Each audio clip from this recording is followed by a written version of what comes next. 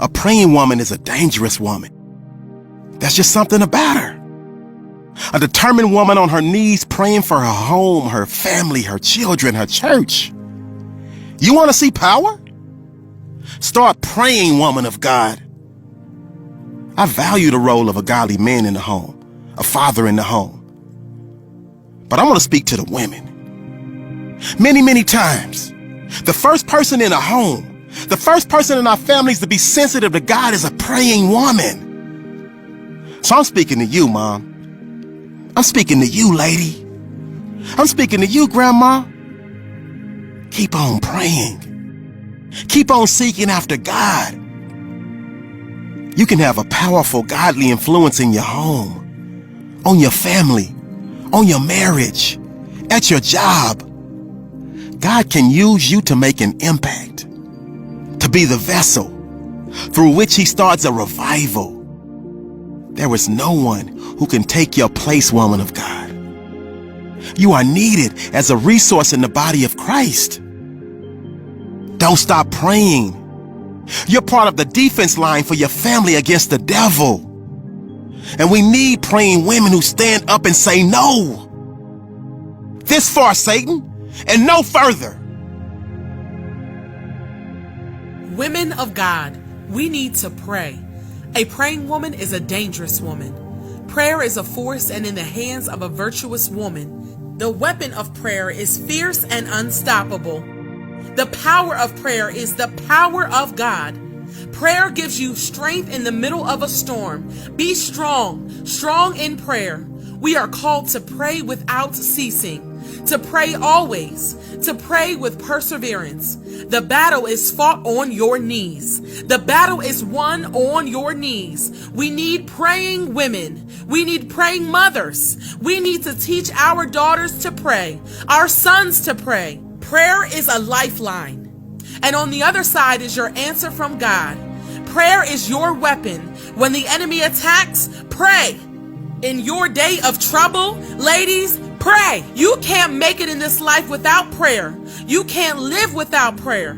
At some point in your life, you will realize prayer changes things. Don't wait for trouble to come so that you pray. Don't wait for an attack for you to realize how important it is to pray.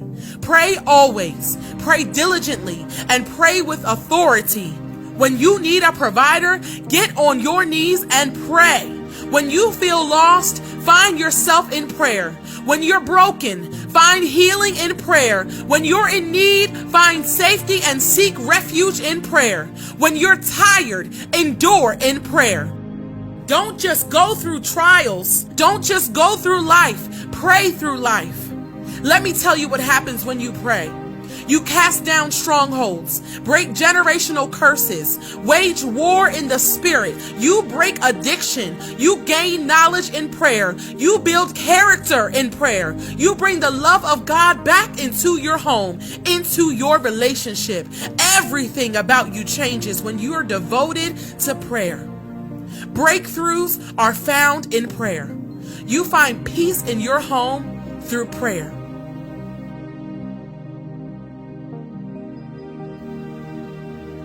The power of a praying woman. If you're a praying lady, don't stop now. If you're a praying mother, don't stop now. If you're a praying wife or a young girl, then press on.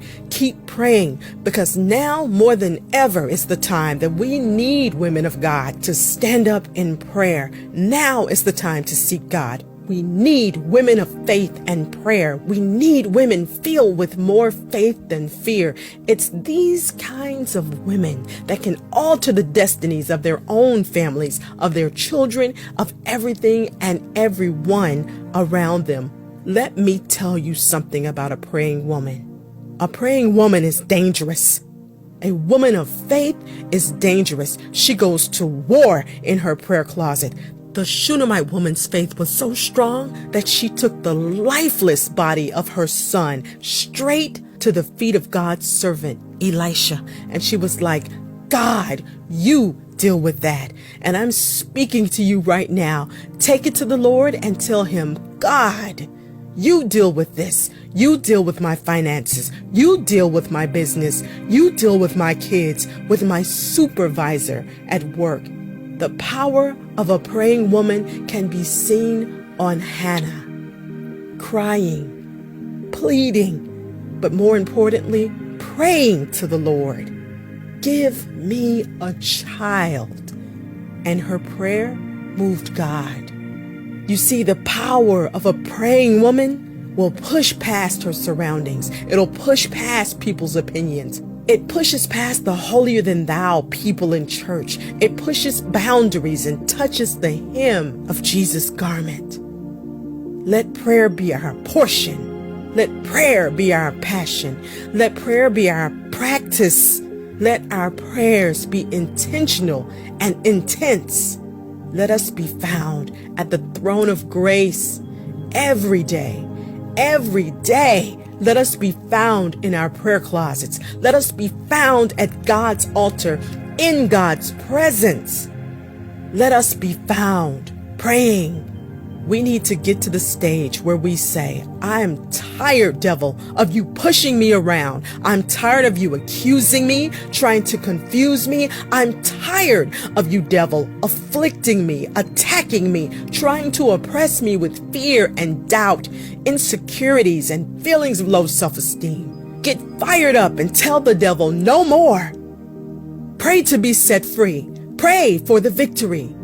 We must be a people with a cutting edge of mighty prayer, a people that disrupt and dislodge satanic forces that try to form strongholds in our homes, in our minds.